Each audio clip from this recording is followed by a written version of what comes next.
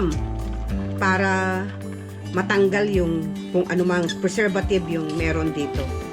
So, it's more healthy kung papakuluan mo ng honey and pineapple juice. Yun ang pinangpapakulo ko before putting in our bread.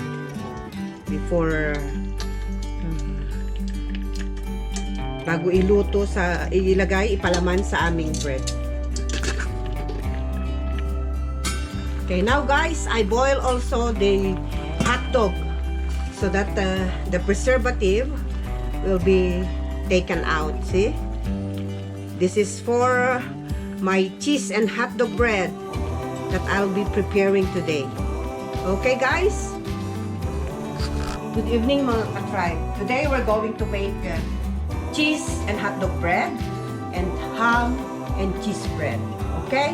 Let's begin with the ingredients. We have 4 cups here. For each container, we have 4 cups of flour. We have salt. We have hot dog. We have ham. We have yeast, sugar, oil, water, egg, and the sliced cheese. Okay, let's begin with mixing this with the salt. I pour out already the salt here, and then we will mix it, and then we will mix the yeast in the other flour.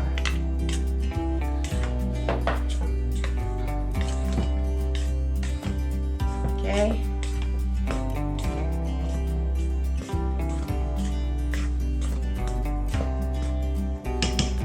And then we will beat the egg.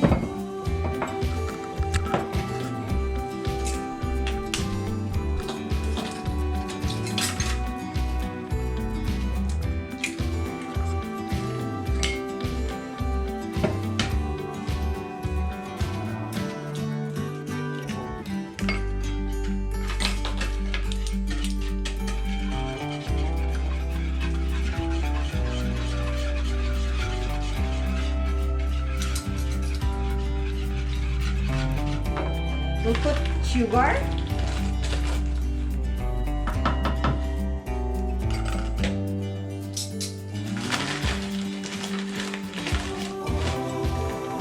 Eight tablespoons of sugar. 1,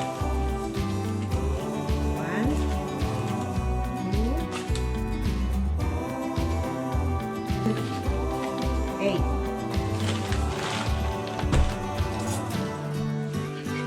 We'll mix.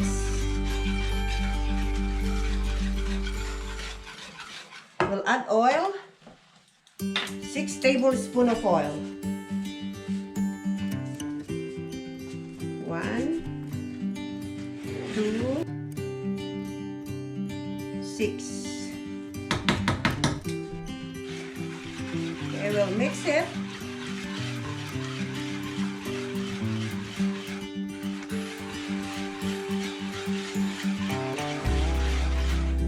And then we'll put 3 cups of lukewarm water. 1. I'm not using my mixer today so that you can see that we can make bread manually also. Manually. We can blend it manually.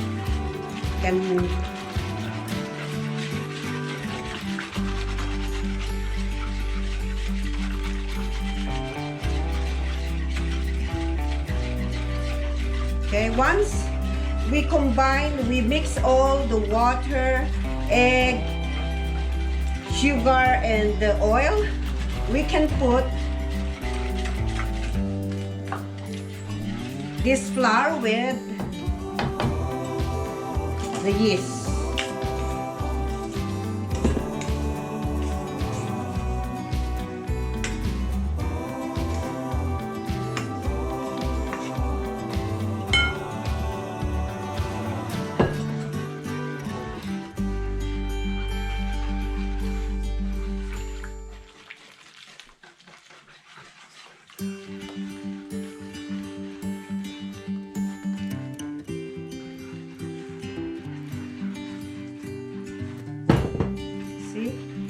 can still make bread without the electric mixer.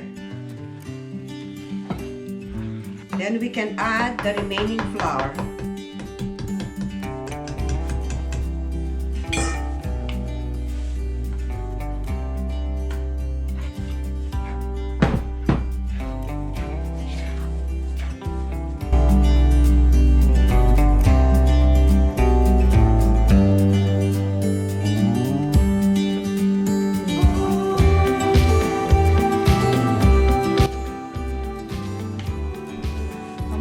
You can knit it now.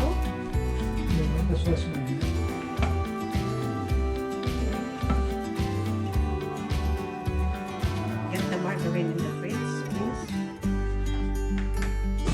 I have to knit this because my lab, she has a little bit pain on her arm, so yeah, she will not actually do a little bit heavy lifting or force. So margarine.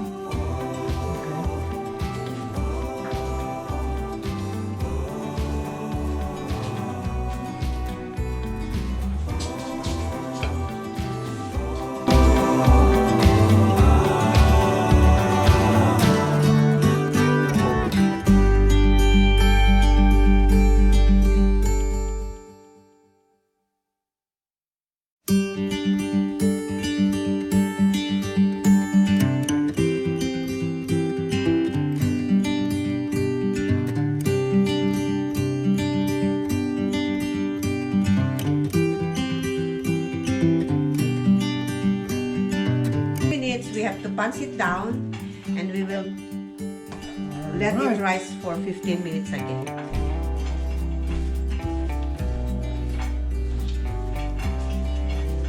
Now we're going to punch the dough, and then after punching, we're going to let it rise again for 15 minutes.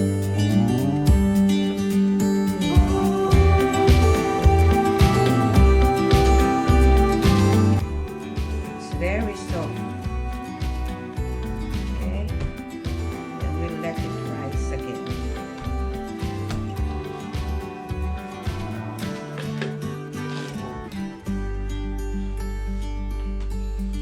Let's put it back.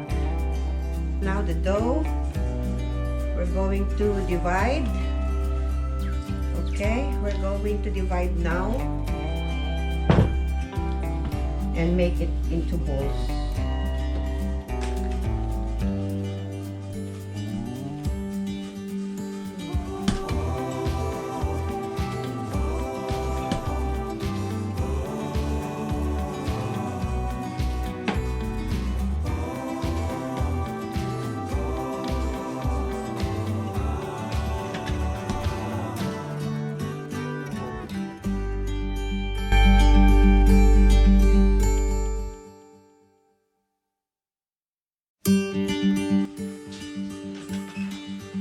Make it into balls.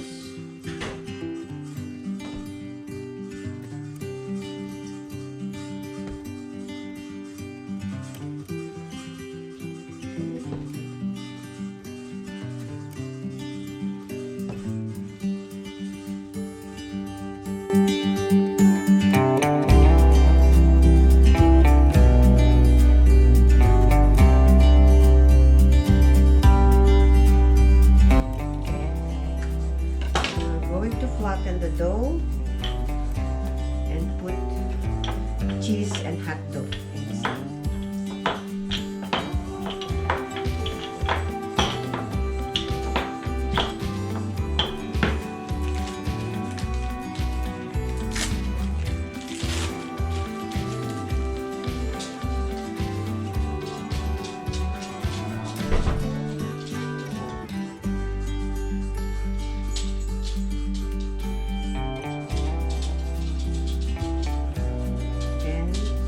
We will just seal it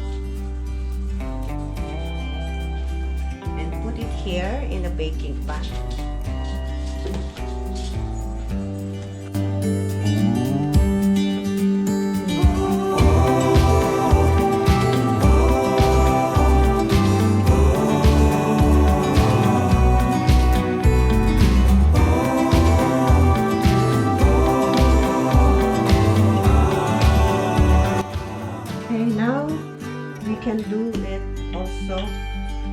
be same with the ham and cheese.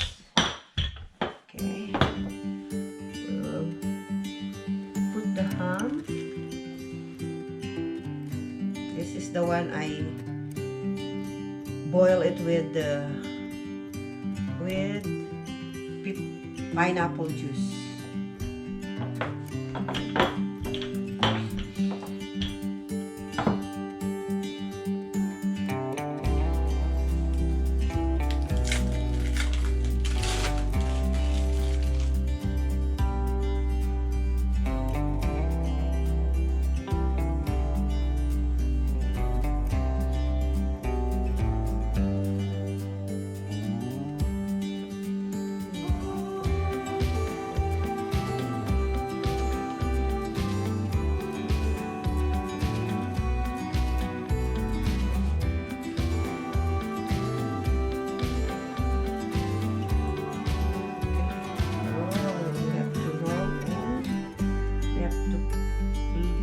Close it.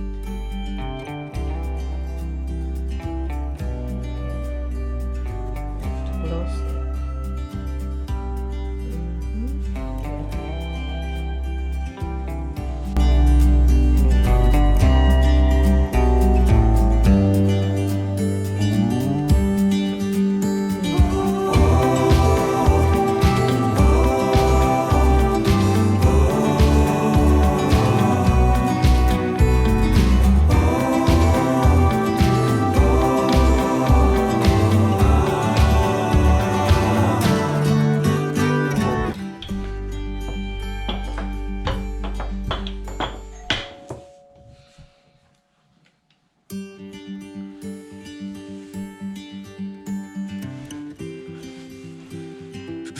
Okay, now we're almost done with our cheese and hot dog bread.